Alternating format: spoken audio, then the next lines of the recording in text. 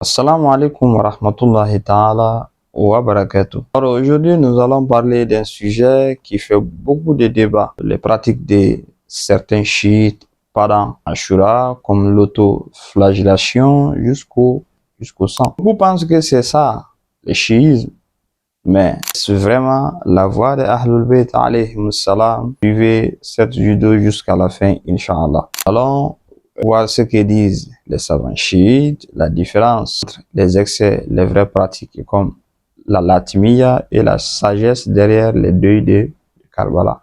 Les médias et certains opposants montrent souvent des images spectaculaires, des gens qui se frappent avec des chaînes, des sabres jusqu'à 100. Cela choque des musulmans ou cela choque les musulmans non musulmans. Beaucoup croient que c'est l'essence même du chiisme. En réalité, ce n'est pas enseigné par les Ahlul Bayt alayhimus salam.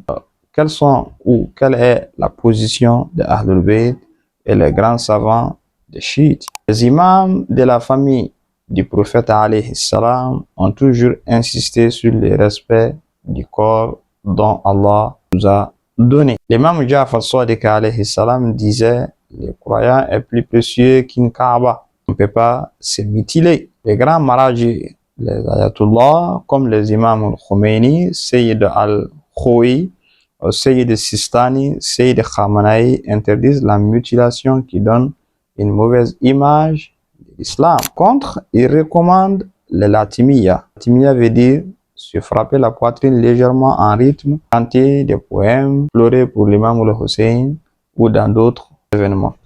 Mais qu'est-ce que c'est que la latmiya? C'est une forme de deuil collectif où on se frappe doucement la poitrine avec la main en récitant des élégies. Cela exprime la douleur, mais aussi l'amour de la fidélité à l'imam al-Hussein alayhi salam.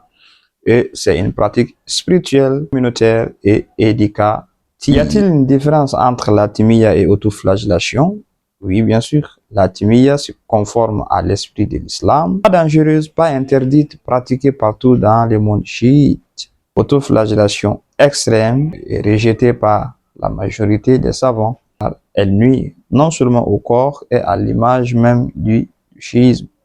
Un meilleur exemple, au lieu de faire couler son propre sang dans la rue, et pourquoi ne pas organiser des campagnes de dons de sang pour les malades et les blessés? Non seulement cela sauve des vies, c'est un acte d'amour véritable pour l'humanité. C'est beaucoup plus en accord avec l'image ou le message de Imam al-Hussein alayhi salam.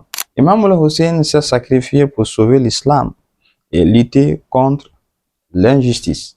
Le deuil doit nous pousser à suivre son exemple, défendre la justice, la vérité, la dignité humaine. Pleurer, réciter et participer au majlis, aider les autres et faire le bien, voilà ce qui garde vivant le message de Karbala. Le chiisme n'est pas une religion de mutilation, loin de là. Les pratiques extrêmes ne représentent pas l'enseignement. La latmiya et les majlis sont la voie authentique. Pleurer, se rappeler, marcher sur le pas de Imam al-Hussein ou dans d'autres événements mémoratifs de nos imams.